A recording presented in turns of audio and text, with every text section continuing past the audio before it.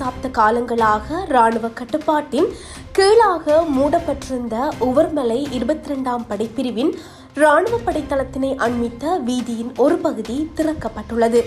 ஆளுநர் அலுவலக வீதி வழியாக 22ஆம் படைப்பிரிவின் இராணுவ நூதன சாலையின் வாயிலிருந்து உவர்மலை மத்திய வீதியினை அடையக்கூடியதான வீதியானது கடந்த 3 தசாப்த காலமாக பொதுமக்கள் பாவனைக்கு அனுமதிக்கப்படாத நிலையில் வீதி தடைகள் போடப்பட்டிருந்த நிலையில் குறித்த வீதியானது பொதுமக்கள் பாவனைக்காக இன்றைய தினம் திறந்து வைக்கப்பட்டது.